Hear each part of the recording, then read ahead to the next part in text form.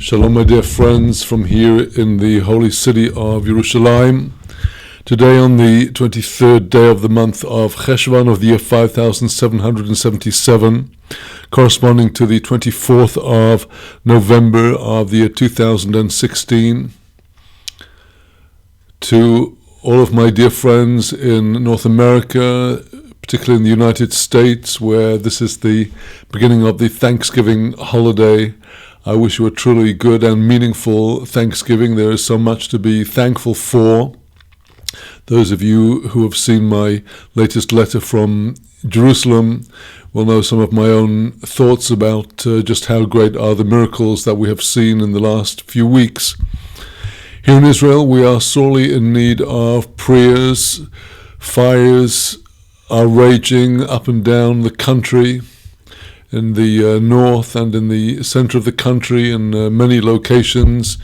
It is quite clear that this is premeditated, simultaneous acts of arson up and down the country by people who are intent on disrupting and destroying life in a country that is not theirs. It is tearing our very hearts that our country, our areas are being burned up in front of our eyes. Many people have been evacuated from their homes in the city of Haifa, particularly, where in many neighborhoods across the principal northern city, Haifa, fires are raging in residential areas. People are being evacuated. People have been injured. Very serious situation. We do appeal for your prayers for the people of Israel and the welfare of the people of Israel, as we all give thanks for God's miracles and invoke His saving power.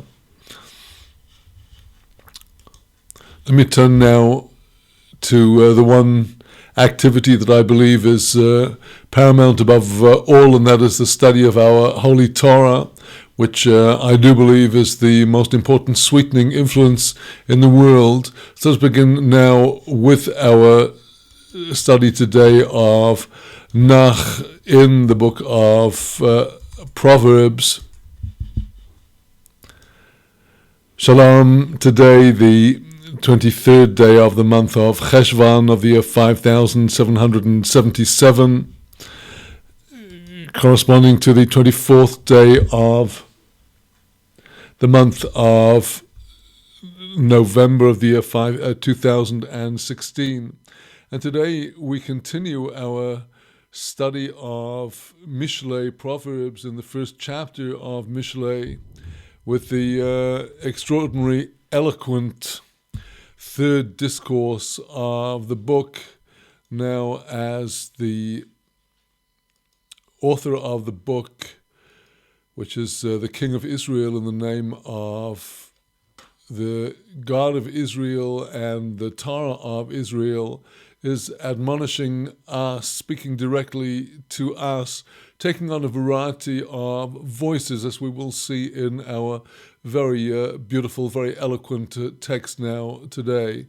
So starting looking at the first chapter of Proverbs, beginning at verse 20.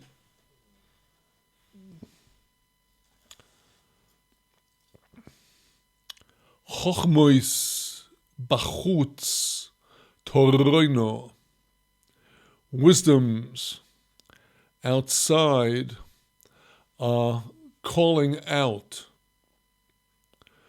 Borochovois titein koilo, in the wide spaces shall she give her voice. An interesting verse because it has two different subjects in the first half of the verse and the second. The first half is in the plural. The subject of the first portion of the verse is chochmot, the wisdoms. These are the different wisdoms of the Torah, her handmaidens, who are calling out TORAH, the verb from the root of rina, a cry of exaltation, a cry of joy. Her wisdoms are calling outside to all of the people to pay attention to this reproof. These are the wisdoms of the Torah, and we see that the unmentioned subject of the second part of the verse. It's clearly a feminine from the form of the Hebrew word titen. She shall give her voice. Kolah, the hey at the end is her voice. So this is none other than the Torah that is speaking through Shlomo HaMelech, King Solomon, King of Israel, and teaching us that all around us there are, in everything happening around us, in the wide spaces, in the very streets, are hints and allusions to of God calling us to follow the path of wisdom in life and not allow ourselves to fall into the path of folly. B'roish hoimiois tikro. At the very head of the hoimios, from the Hebrew verb homer, which is to the bustle and booming sounds of great crowds of people, where there are lots of people assembled, there at the very head of everything, tikro, the same feminine singular, she shall call, this Torah is calling. And then the next section of the verse is all the second breath, the second portion of the verse. Bepischei she'orim bo'ir amoreho soimer. At the entrances of the gates of the city, she shall say forth her words. And what is the Torah calling out to everyone, to all of the crowds, to the elders in the entrances of the gates, the different portions of the verse are talking about the different public places, in the place of the booming, bustling crowds, in the place of the entrances to the gates where the elders are sitting in this public manner in the city, leaping right into our age today in the 21st centuries in our huge urban sprawls wherever we are, and most people are living in vast cities. And here, everywhere around us, King Solomon is telling us, the Torah is speaking her messages and saying, what is she saying? In verse 22, Ad Mosai Pesoyim Te'ehavu Fesi. Until when, you gullible people, will you love these seductions? The root here of the noun pesayim, the petty, is a simple person who is gullible to the persuasions and the allurements of those around. So the Torah is calling to people who are following after the temporal follies of this material world. How long will you love this folly? V'leitzim lotzoin hamdu lohem. Leitzim, the scoffers, the jokers, the cynics who turn everything into a joke. They have desired this latzon, this sarcasm, this cynicism for themselves. This is what they want as their approach to the world. Uchesilim, these fools, as people bereft of wisdom, that is the noun chesil. He is bereft of wisdom. How long will they hate knowledge? How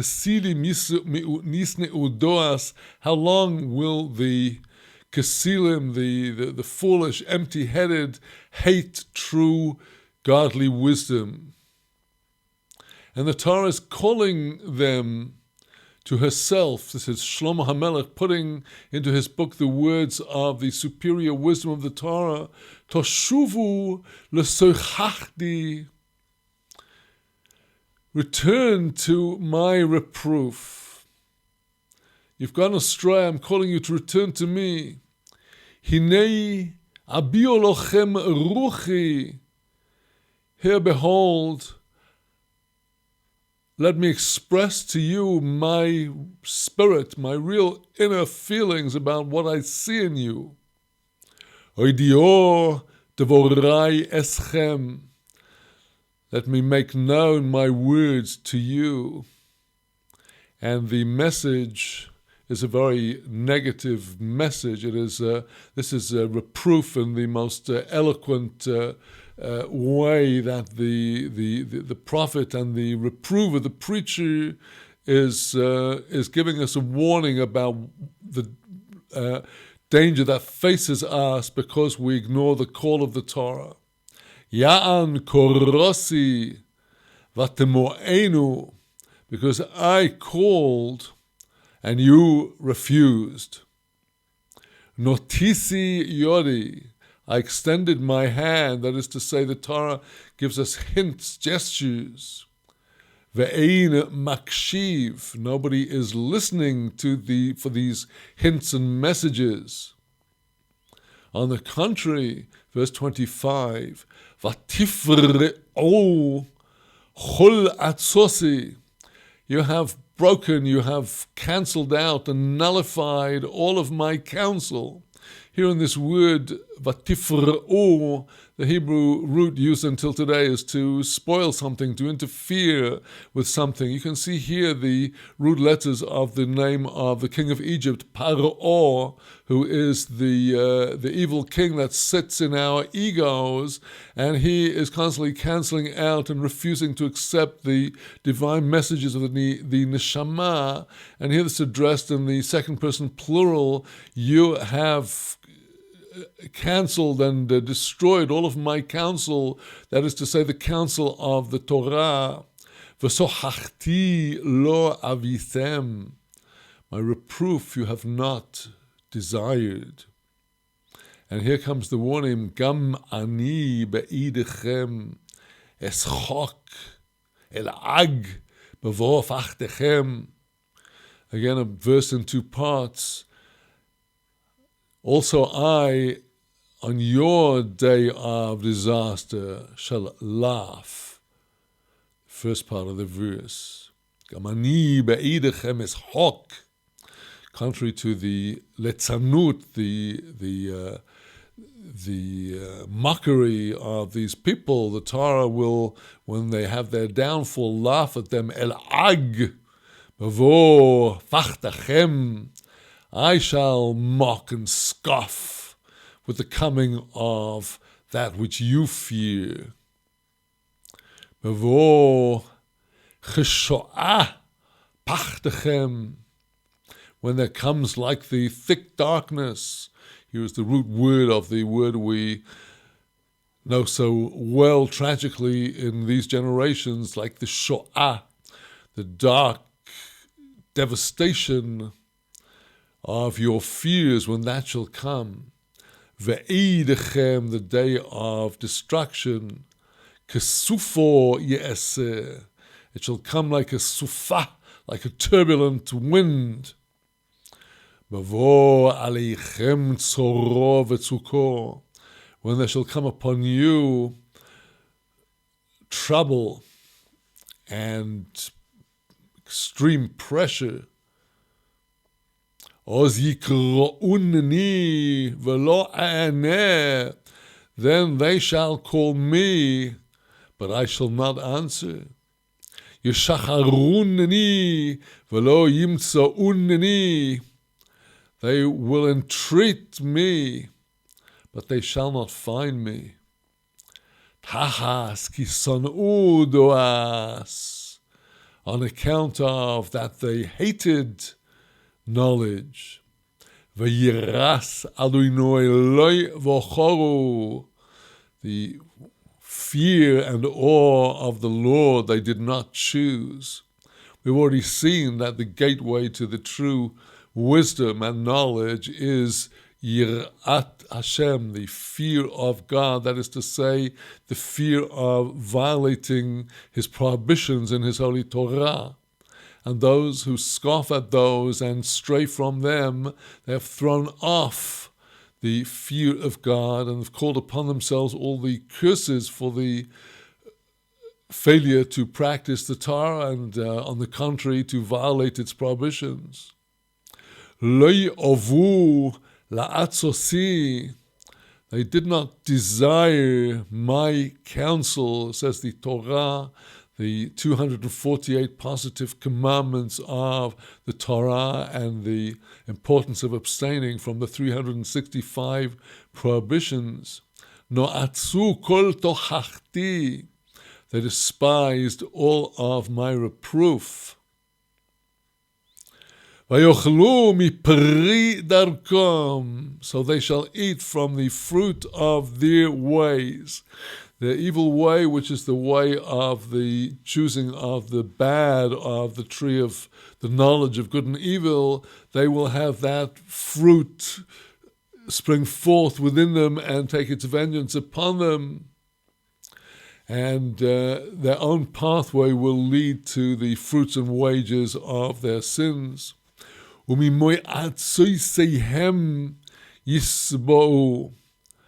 of their evil counsels, they shall have full satisfaction. They will be utterly swamped by the consequences. And why? Here is the coming now the reason for all of this. Ki meshuvas pesoyim tahargeim. The cheekiness, the chutzpah, the audacity of the simple, gullible people, that is what is going to kill them. The word meshuvah is understood by our commentators as having to do with those whose heart is cheeky and disrespectful and disobedient and like a wayward child, and it is this very quality of waywardness that itself will eventually kill those petayim, those simple, gullible people who allow themselves to be pulled by the influences around them. V'shalavas kesilim te'abdem. The very tranquility enjoyed by the wicked people that have spurned wisdom, their very tranquility in this world will destroy them, because their very well-being in this world is the reward for any good that they have performed in this world, and therefore having enjoyed all of the reward for their good in this world, when they come to the life afterwards, after the judgment, they will be sent to hell, and therefore their very tranquility in this world will cause the destruction of their souls after death. But on the other hand, the one that listens to the Torah will live. Verse 33, the triumphant conclusion of the preacher here, the Torah speaking to us, v'shomea li.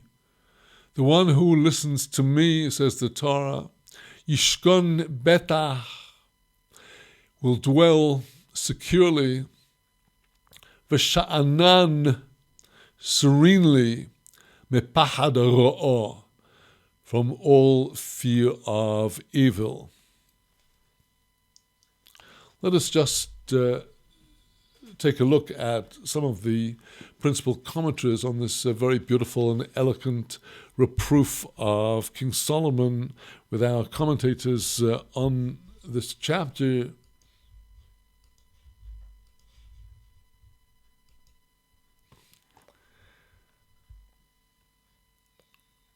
Well, on the opening word of this section in chapter 1 of Mishlei, verse 21, verse 20, the wisdoms are proclaiming outside.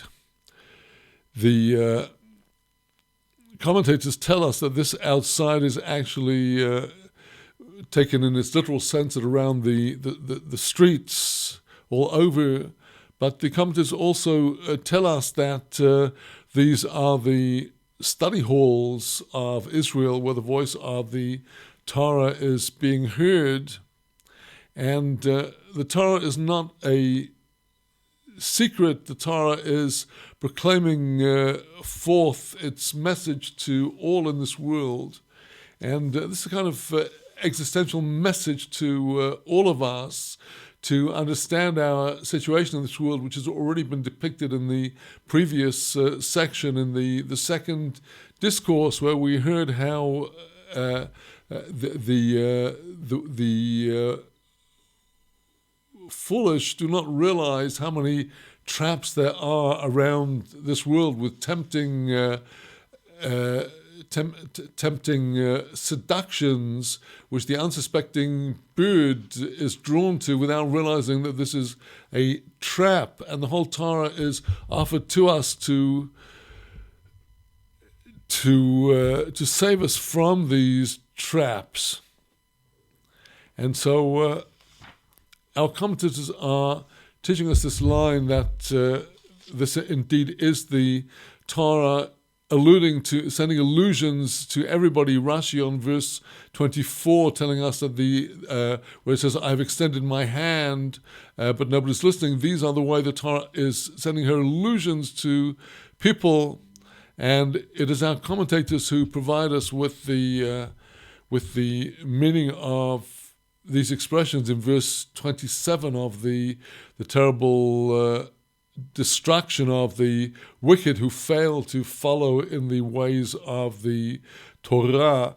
Rashi on verse 27 on the Hebrew word sho'ah, where the downfall of the wicked is compared to sho'ah, he tells us it's like a cloud that comes up suddenly. A sufa, says Rashi, gives us the medieval French equivalent to tourbillon. This is a turbulent storm wind that is raging, and the only way out of this is to actually listen to the reproof of the Torah, to pay attention to the Torah, with a very beautiful promise at the end of the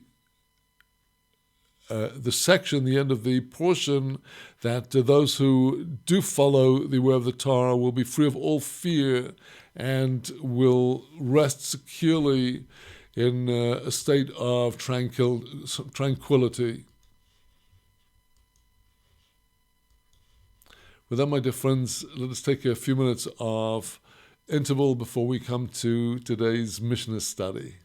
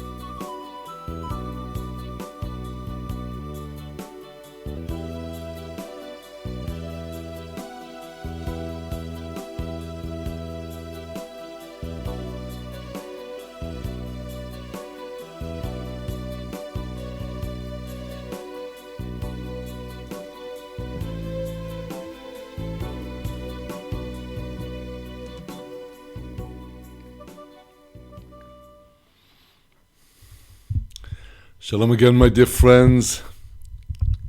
Shalom, and now we have the great joy of continuing to the next step in our daily learning, which is the Holy Mishnah. And today we will continue with our studies in Tractate Hullin.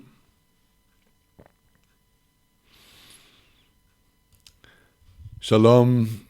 Today, the 23rd day of the month of Cheshvan of the year 5777, corresponding to the 24th of November in the year 2016.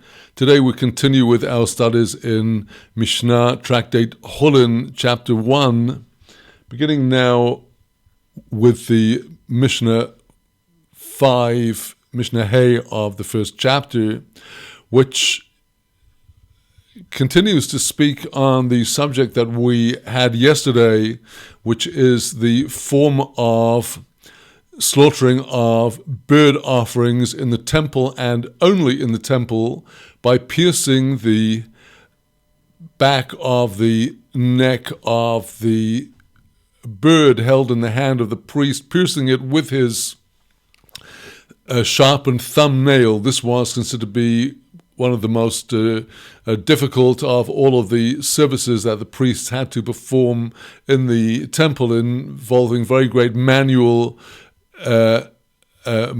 expertise.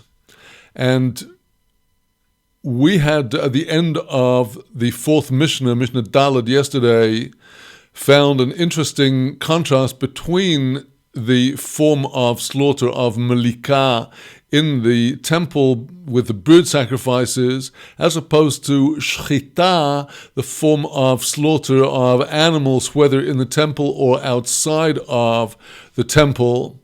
And the exact opposite applies to these two in different situations.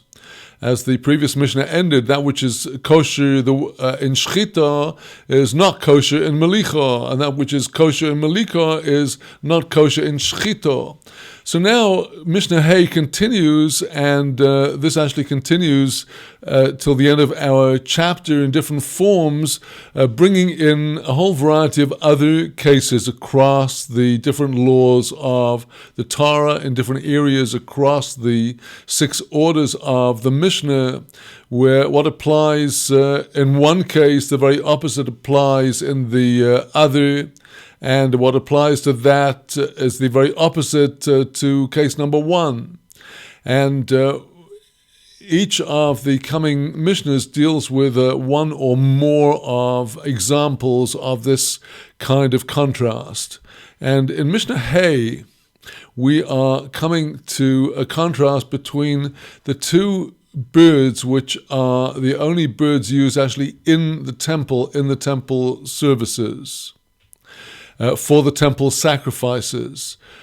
The public never brought bird sacrifices to the altar, but in certain prescribed cases, as written in the book of Leviticus, individuals might bring bird offerings, which could be one of two kinds, either an olah offering or a chatat offering, an olah offering being a holy burned offering that comes to repent for some failure, and the chatat, the sin offering, comes to atone for an actual sin or a possible sin.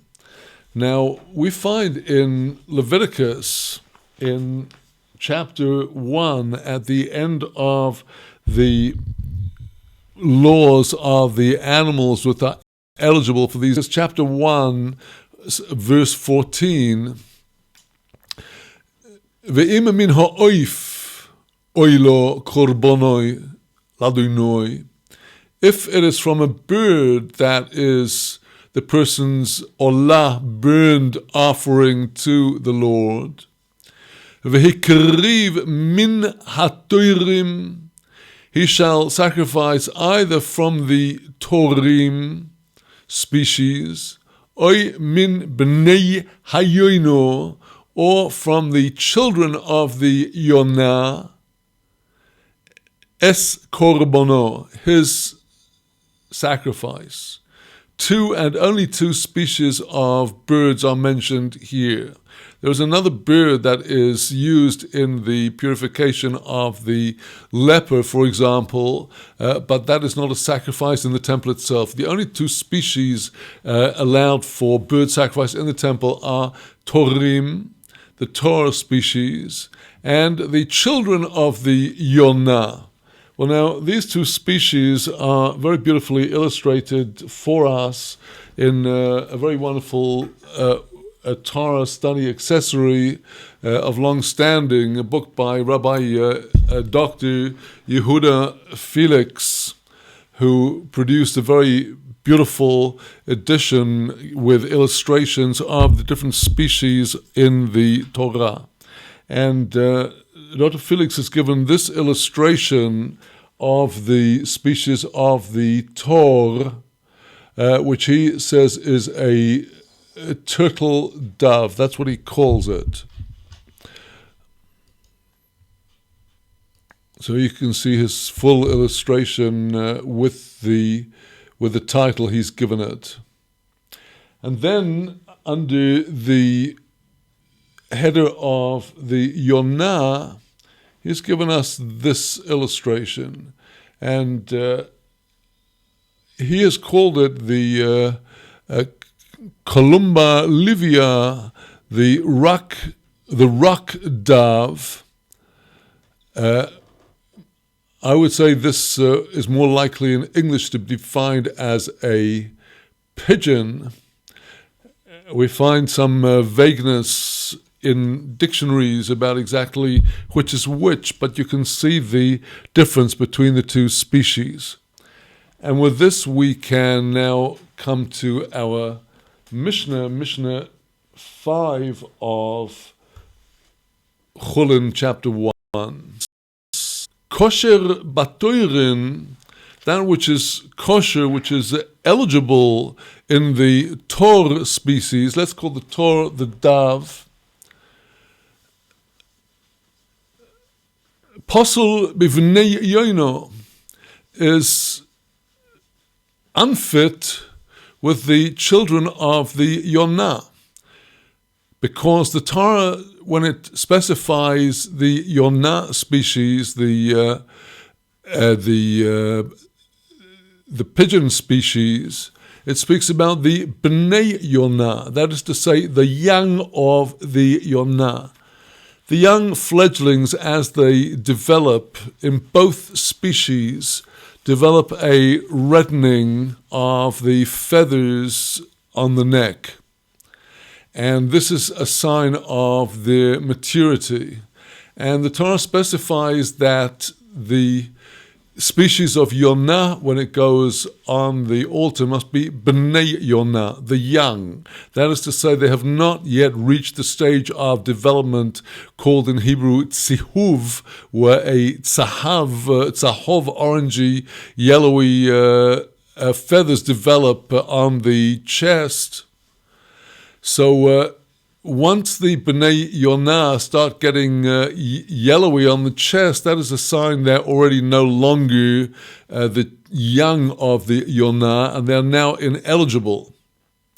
On the other hand, on the species of the Torim, the Torah does not specify the young of the tor dove species. The Torah specifies the species, implying, since it specifies the children of the pigeon, then it implies that we're speaking about the adult, the mature of the Torin. In other words, only when the feathers are fully yellowed by the Tor is it considered to be an adult bird, and only then is it eligible on the altar. So here we see what our Mishnah is saying, kosher batorin. What is kosher and fit for an offering in the species of Torin, namely when it's fully yellowed on its chest, that is pasul Bifnei Yonah, that would be invalid if it was in the case of the young of the Yonah, because if already their chests were yellow, they'd no longer be young. And the opposite, kosher b'fnei Yonah, that which is kosher with the young of the Yonah pigeon bird, because they've not yet shown this yellowing on the chest, that is pasul, invalid for the torin, that is invalid for the dove offering. And the Mishnah goes a step further, Techilat atzihuv bozeh uvozeh pasul.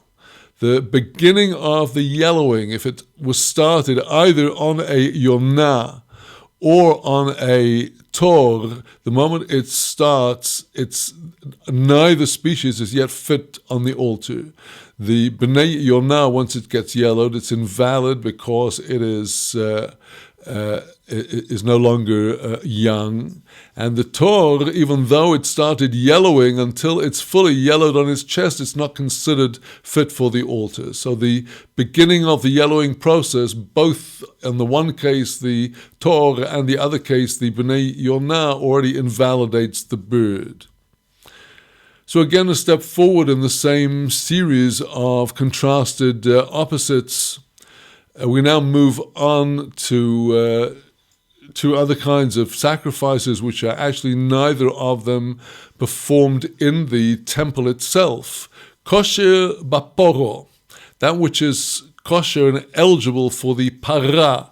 This is none other than the red heifer, the red cow, whose ashes are used in the purification of people from defilement for the dead, tumas meis.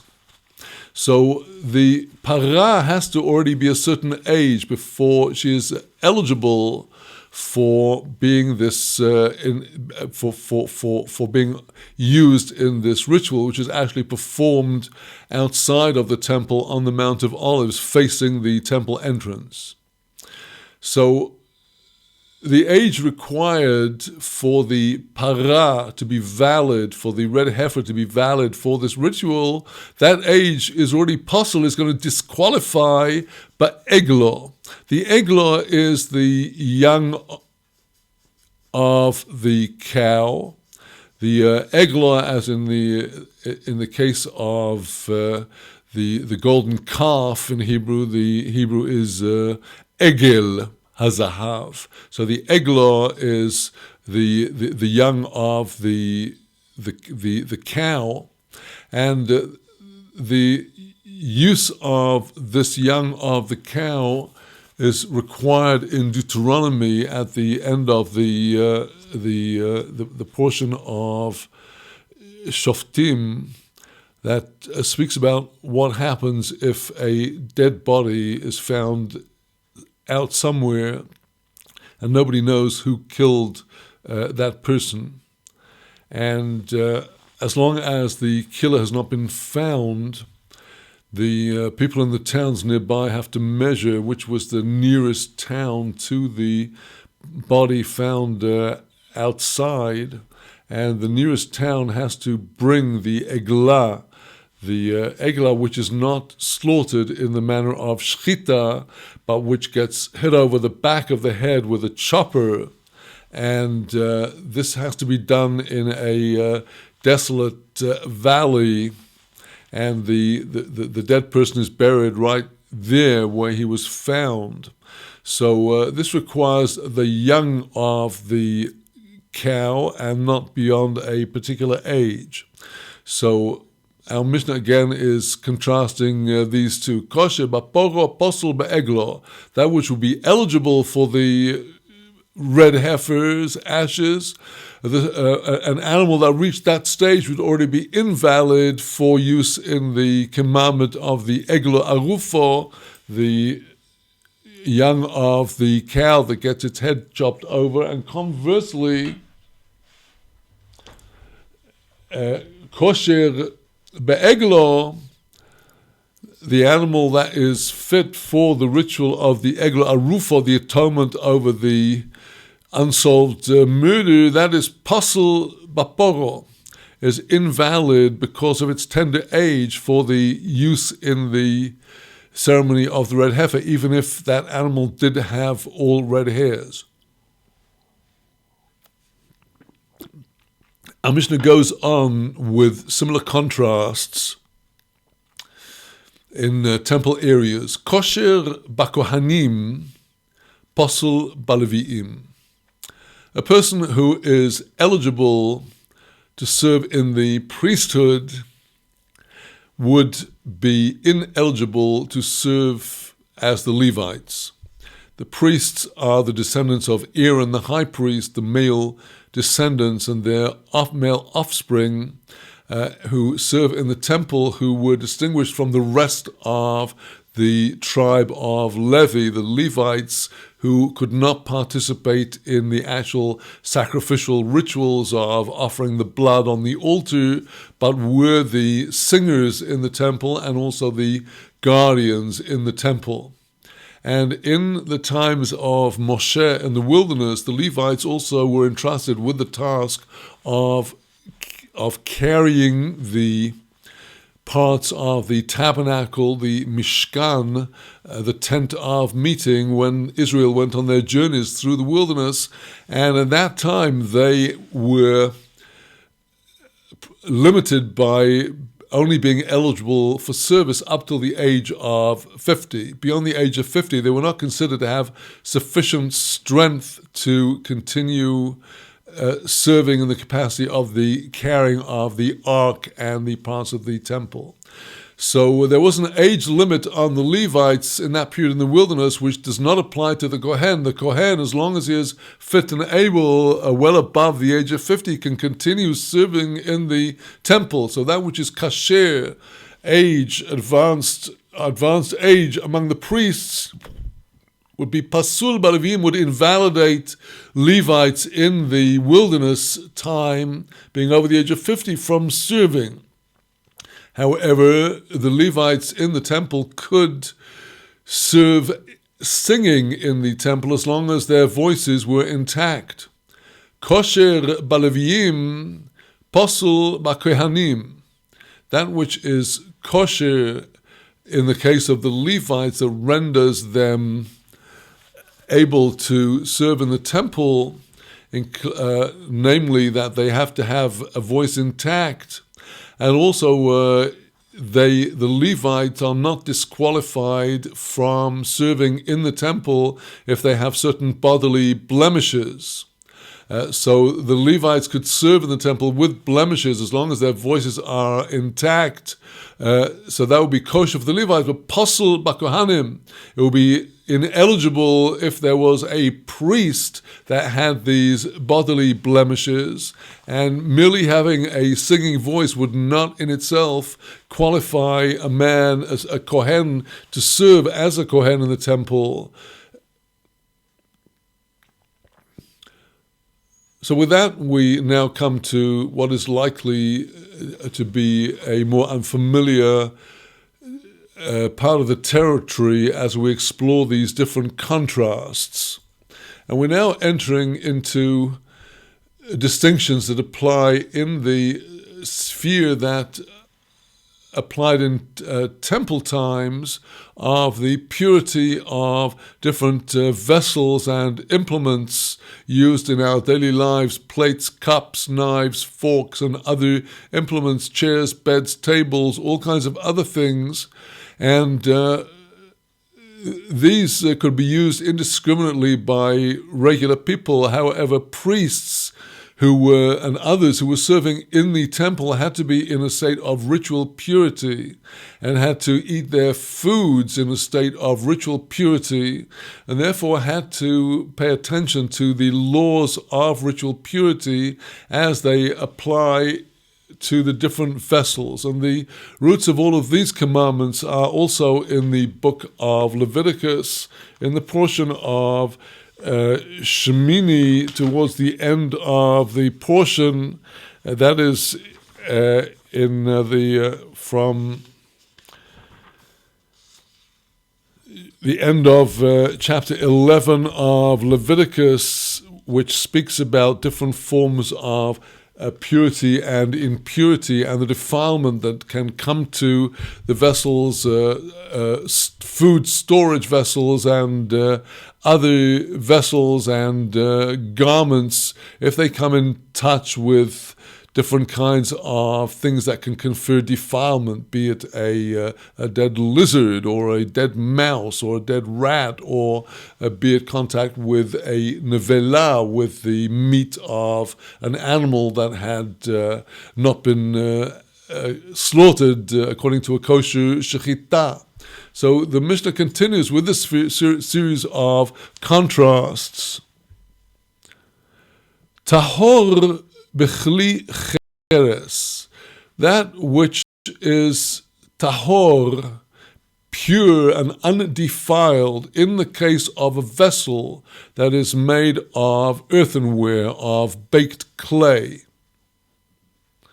Tomei bechol hakelim will actually be impure in the case of all other kinds of vessels of other materials. Vessels of wood and of metal have different laws compared to the unique case of earthenware vessels. Earthenware vessels in the world of the Mishnah and the world of the temple were the disposable containers of the time. You kept wine and oil and flour in containers of earthenware, and much cooking was done in earthenware.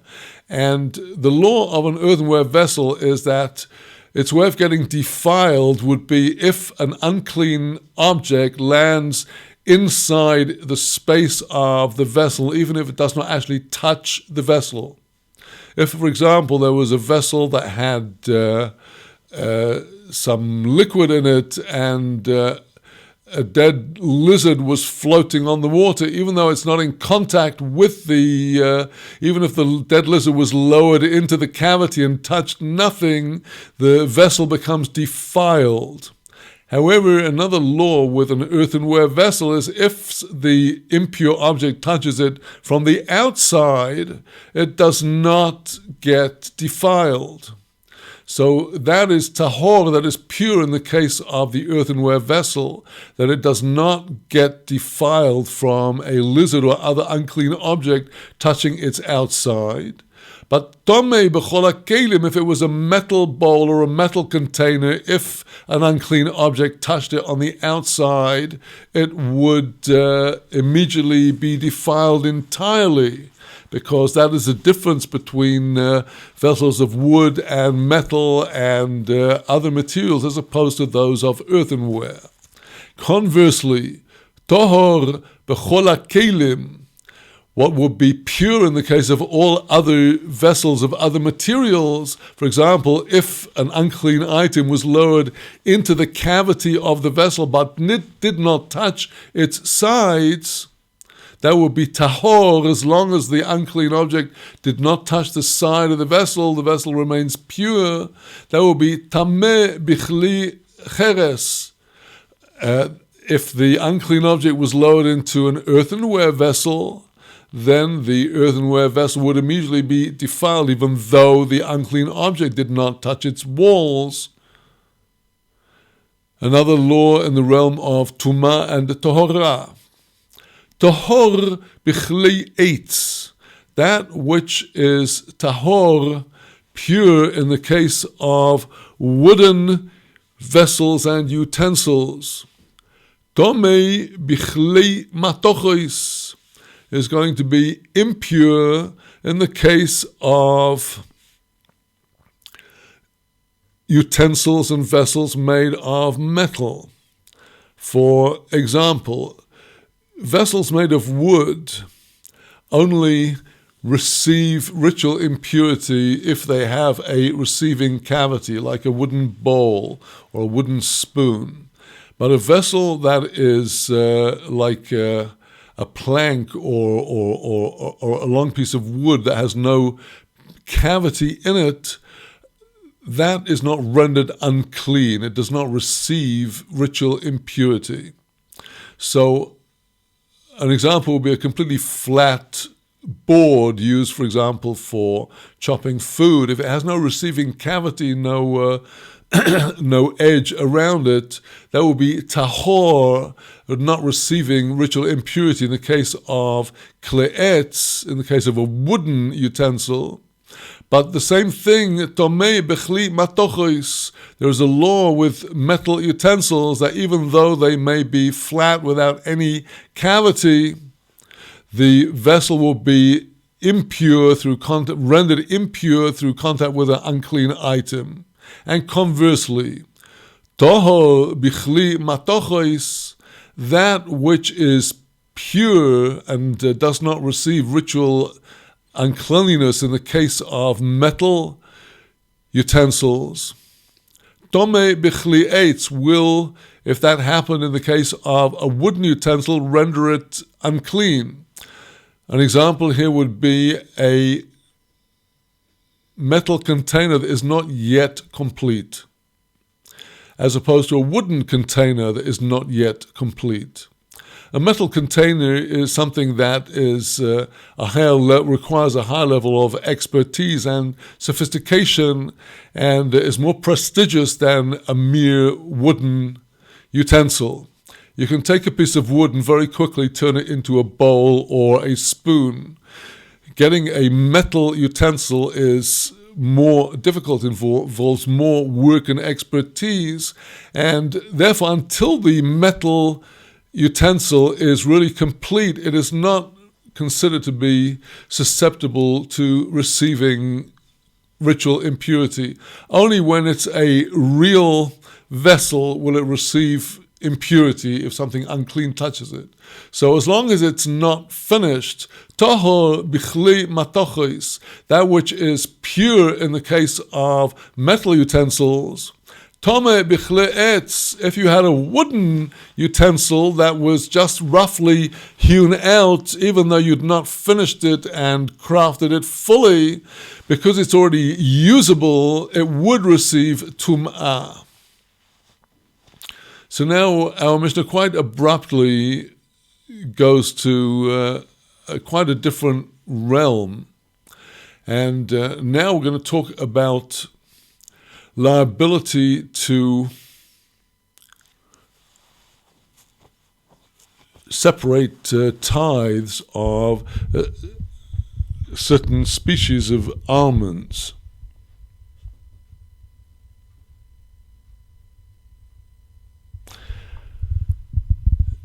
There are almonds that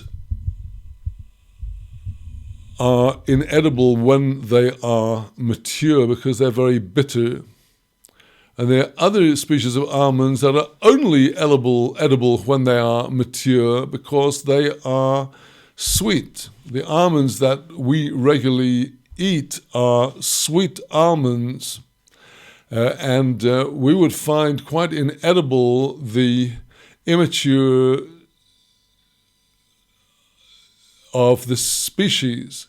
However, there are other species that when they're mature they are bitter, but all the time that they are not mature they have a certain sweetness. And so in either case, if a person would like to eat these almonds, he's grown these in the land of Israel, his question is, would he have to separate tithes from the crop?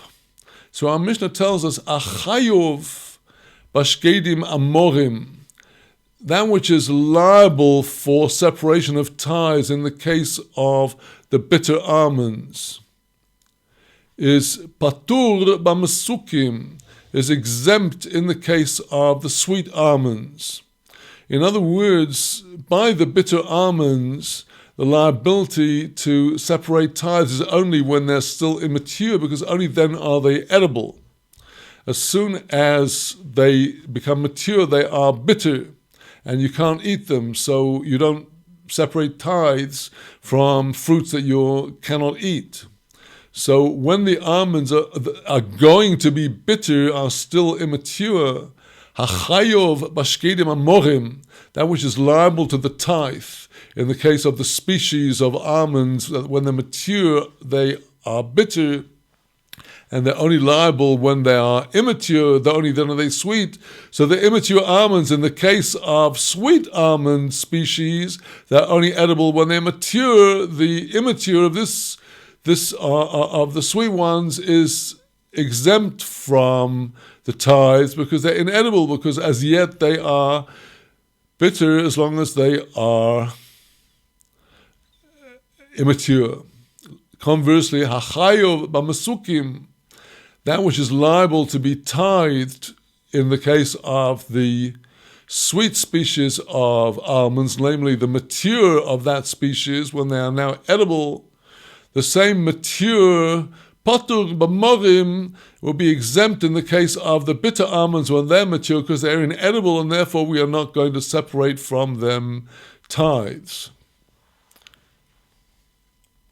Well, so far we've been dealing with contrast between different species. And now we're going to brave the last Mishnah of our chapter, which is quite a lengthy Mishnah, which goes into contrasts of a different form, where it's the same item that at one stage may have one law applied to it, but a different stage may have a different law applied to it. And the first of these in Mishnah 7 is a substance called temed. Temed is a way of getting all the benefit of grapes, even after they have been pressed and after you've removed the first squeeze of the grape juice, and all that's left are the leaves and the dregs and the skins of the grapes. And what you can do in order to derive even more benefit from these grapes is to pour a certain amount of water over the leaves and the dregs after that's left after the first squeezing of the grapes and after the removal of the grape juice for wine. So you can put on this residue, your water, and it will naturally ferment and become sour and become usable as wine or vinegar.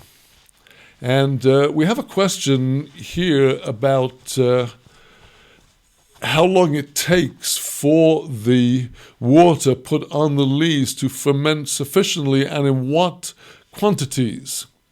And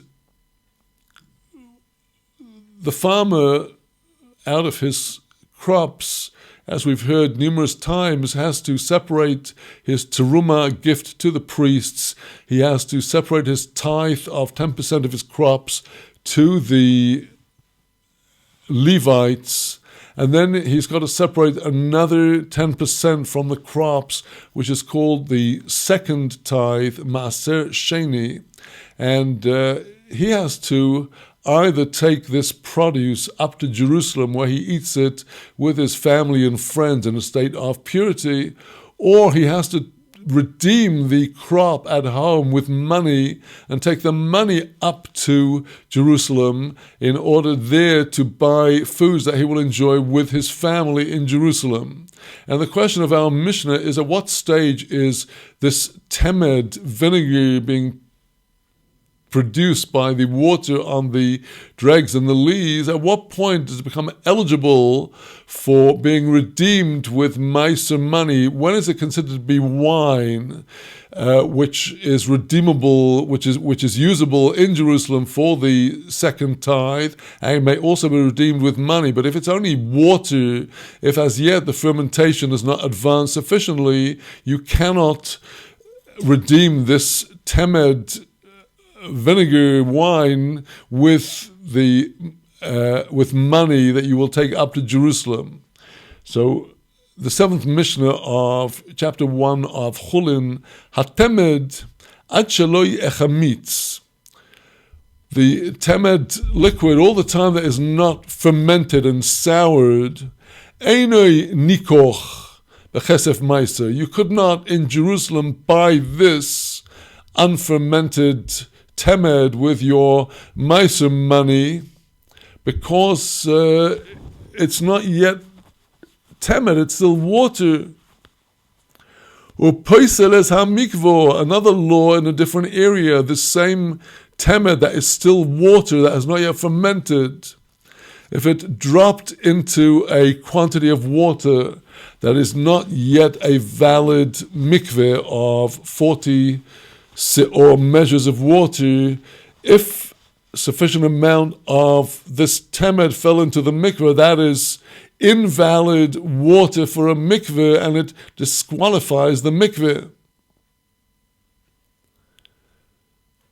Misha echmitz, but from the time that the temed vinegar has fermented, nikoch bekesef meiser, it may be purchased with the money of the second tithe for consumption in Jerusalem when the farmer goes up there with his wife and family, because this is already considered to be wine. It does not invalidate a mikvah. Wine does not invalidate if it falls into a mikvah, the same as water that came out of a human-drawn vessel would disqualify the mikveh. Wine would only disqualify the mikveh if it completely discolored the water of the mikveh. And so, again, you have this contrast here in one of the same substance at different stages.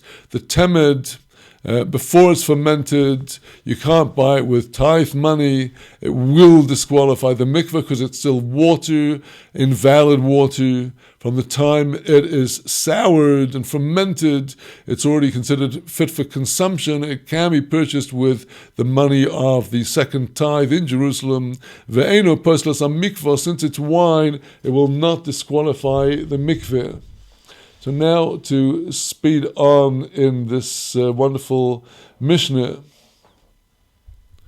The next Mishnah is also concerned with temple law and is dealing now with questions about the payment of the annual half shekel to the temple treasury, from which the monies were used to purchase the temple sacrifices. And every Adar before the month of Pesach, the month of Nisan, a half shekel would be received from every male Israelite.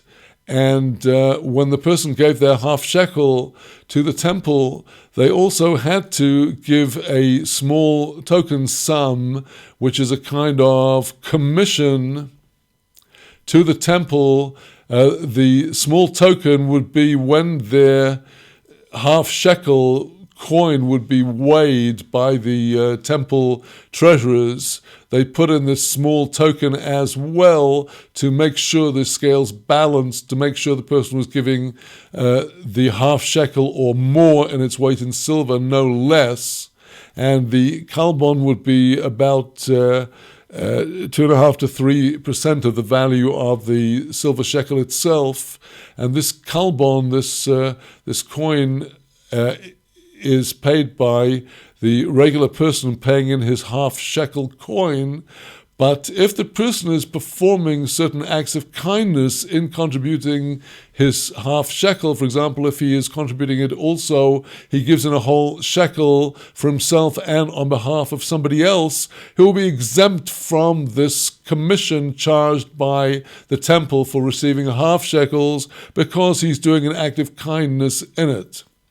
And another case is where brothers have inherited the estate of their late father and have not yet divided up the estate. And the question is, if they take a shekel, two brothers are going to pay their half shekel, each of them by 1/2 of the shekel coin that they're going to pay to the temple, are they liable to the kalbon commission or not?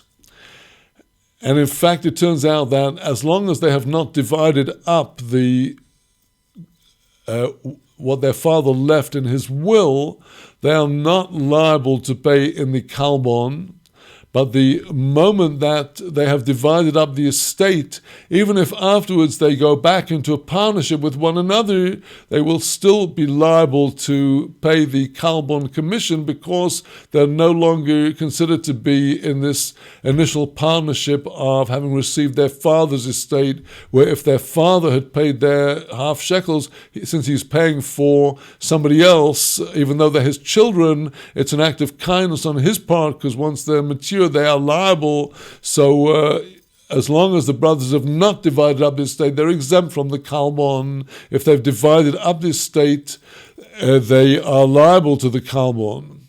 Now, conversely, these brothers with this estate in times of agriculture and raising of animals, they would be, if they had received a flock from their father, the sons are by Bible law required to pay tithe on the young of the flocks born in any year. The young of the flocks, as we see at the end of the book of Leviticus, have to be counted one by one, and each tenth of the newborn lambs and kid goats is offered as Meiser, and the calves offered as Meiser Behema, the tithe of the animals taken up to Jerusalem for being offered on the altar if it is an unblemished animal.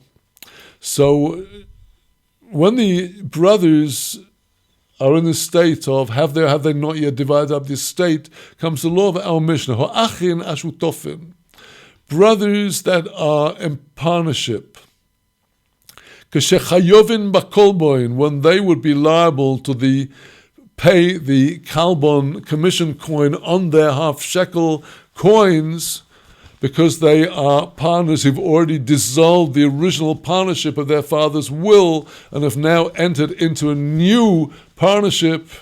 Because they're in a partnership, these brother partners are exempt from the tithe of the animal, because the tithe of the animal specifies in the singular. It only applies to a single owner of the flock, but not if there are partners or brothers, inheritors, who are owners of the flock. At a time when the brothers will be liable to give the tithe of the behemoth, of the animals, that is, before they divided up the father's estate, when they are full partners, they would be, they are considered to be liable because it's all the father's one estate and it's one person's estate, and therefore they will be liable to the tithe.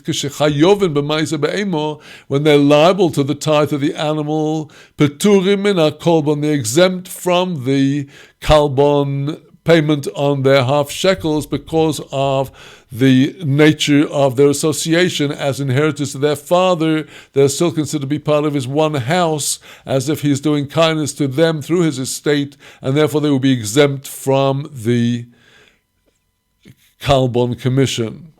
We now move to an entirely different area of Torah law, and this is with respect to the original biblical law relating to the rights of a father in his daughter. According to biblical law, the father of an Israelite girl is entitled, until she reaches a certain age, to sell her as an amah, as a maidservant, for a specified amount of time. From her reaching a certain age, he's also entitled to engage her to a man and to give him over to that man in marriage. This is no longer the case when she attains a certain age. The stage at which she already goes out of the authority of her father under biblical law is the stage when she already has 2 pubic hairs after the age of 12, after the first signs of her pubescence.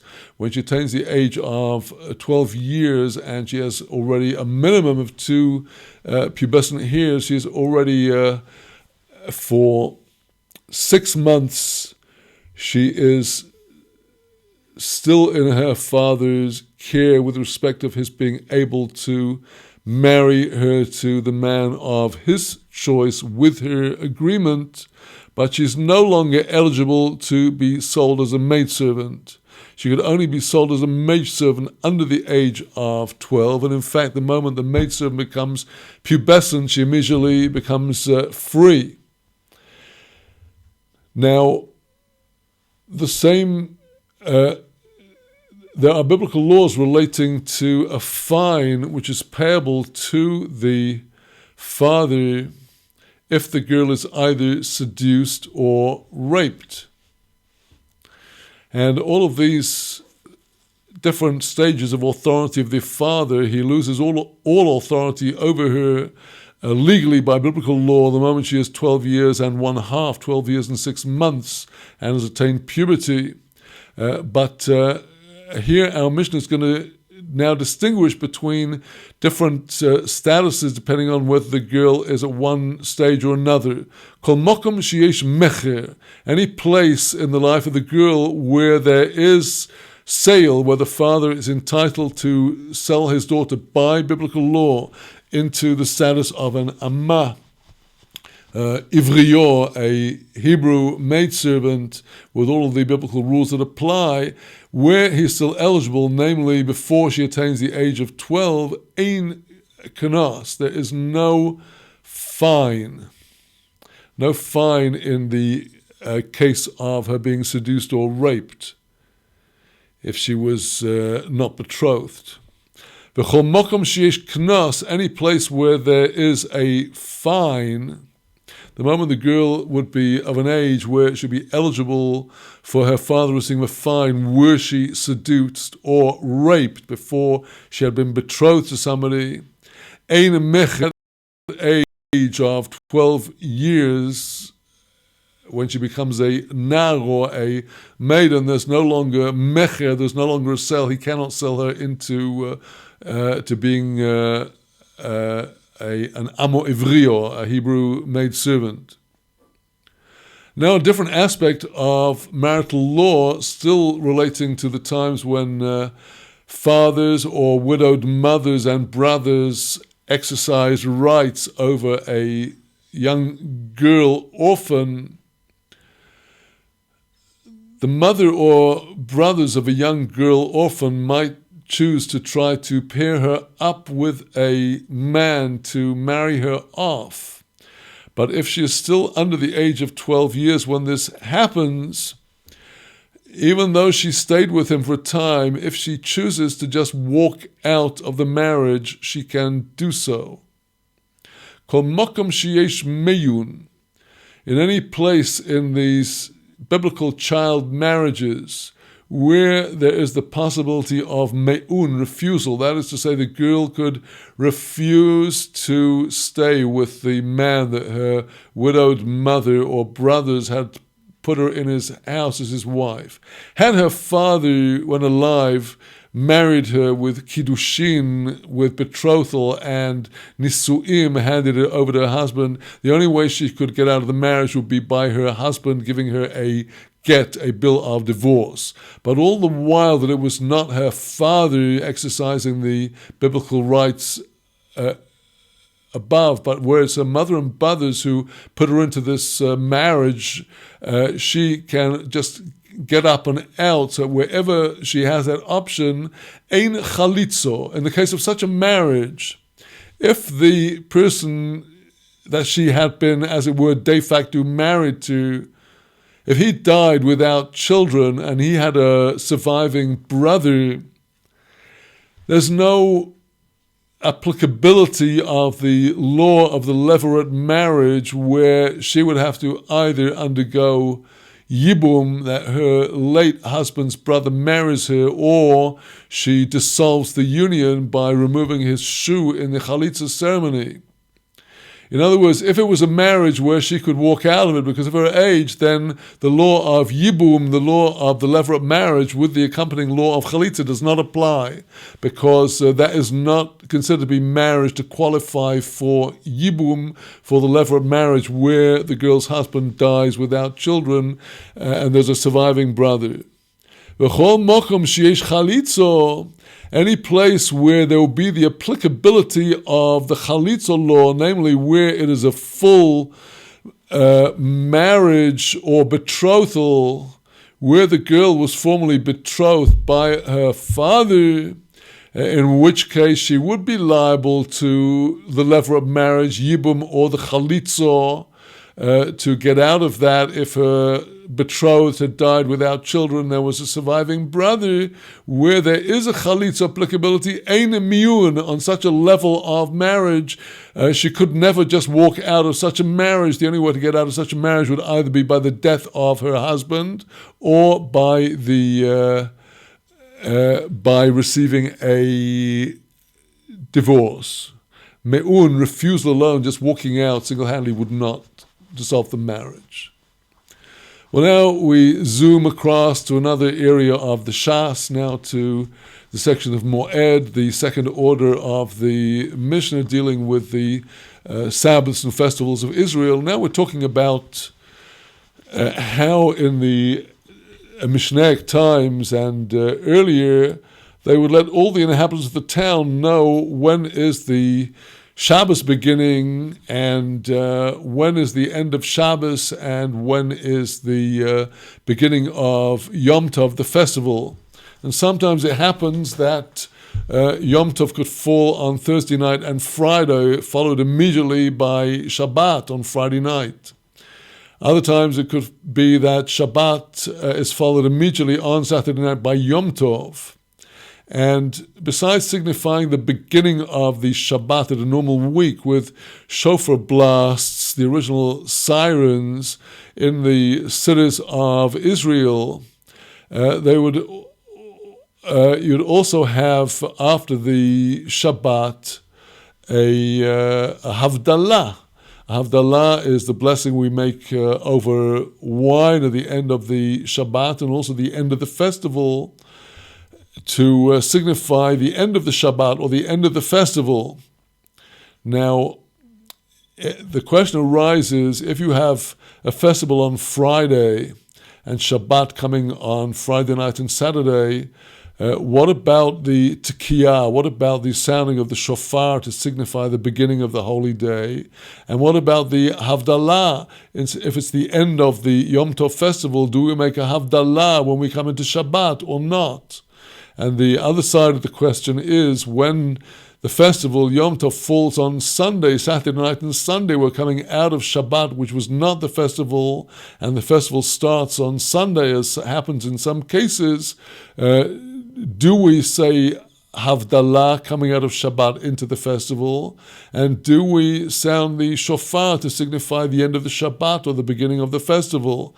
And that is what our last section of Mishnah 7 of Hullin is talking about. Kol mokom sheyesh tekiyah, every place where there is the sounding of the shofar to signify the beginning of the holy day, be it Shabbat or the festival, ein havdalah. There's no havdalah. For example, if there is a festival on Friday, when the time comes on Friday afternoon to prepare for Shabbos, there is a shofar blast because there is a stringency on the Shabbat that is not possessed by the festival. On Friday of the festival, as on any festival that forms on a weekday, it is permitted to cook. On the Shabbat, it's forbidden to cook. And therefore, an announcement is made in the city through the siren, through the shofar, on Friday afternoon, even of a festival, that we are entering into the more stringent holiness of the Shabbat, stop cooking. And because we are entering into a more stringent holiness, ein havdalah, we do not in the kiddush of Friday night add anything to signify that we are distinguishing between the festival of Friday that we've just left into the holiness of Shabbat we are now entering. B'chol mokom sheyesh havdalah, any place where there is the Havdalah blessing, ein tekiyah, there would be no shofar blast. An example would be on Saturday night, when Saturday night and Sunday is now Yom Tov, but no longer Shabbos. Here we do have a Havdalah blessing. When we come to make the Kiddush on Saturday night after the end of Shabbat to mark Yom Tov, in the Kiddush we insert a blessing of Havdalah between the holiness of the festival and the holiness of Shabbat, which is even greater. And so we make that distinction on Saturday night. In the sanctification of the Yom Tov, we mention that we are coming from the holiness of the Shabbat to the holiness of the festival. And in that case, on Saturday night, after Shabbat, before there's on the onset of the festival, Ein Tekiyo, there is no shofar sounded to signify that the festival is now beginning. Yom Tov shechol liyos be'erev Shabbos, where Yom Tov, the festival, fell on Friday. Toikin v'lo mavdilin, they sound the shofar blast on Friday afternoon before the onset of Shabbat. V'lo mavdilin, you do not make the Havdalah, as I said, on Friday night Kiddush. There's no extra blessing distinguishing between the holiness of Yom Tov and the holiness of Shabbat. But Motzoi Shabbos, when it's on the exit of the Shabbos on Saturday night that begins the Yom Tov, Mavdilin v'loi toikin, we say the Havdalah blessing in the Kiddush and also in the Saturday night evening prayer in the synagogue. We do make Havdalah blessing to distinguish between the holiness of Shabbat and the beginning now holiness of the festival. V'lo tokin, they do not sound the shofar in the city to signify the beginning of the Yom Tov. And finally, the Mishnah asks, what is the text of the Havdalah blessing? Ketzad mavdilin, how do we say the Havdalah? Hamavdil ben kodesh lekodesh. We praise God who makes a distinction between one level of holiness and another level of holiness. Rabbi Dosa suggests differently. Ben kodesh chamur, we praise God who makes a distinction in the severe holiness of Shabbat, lekodesh hakal, as between the lighter holiness of the festival where cooking food for consumption that day is permitted. And with that we complete the first chapter of Tractate Hullin. Well, my dear friends, I'm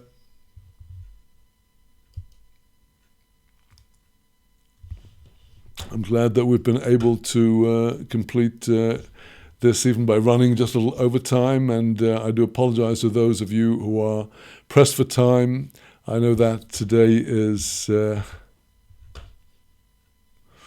Thanksgiving North America, and I do wish everybody, all of our dear friends and participants who are in North America and especially the United States, where we're now beginning the Thanksgiving holiday. I do bless you from Yerushalayim, that we should all know and understand the miracles all around us day after day, and particularly I think what can be seen as the very great miracles that have occurred for United States in the past weeks and months, extraordinary twists and turns of destiny that we have witnessed with our eyes.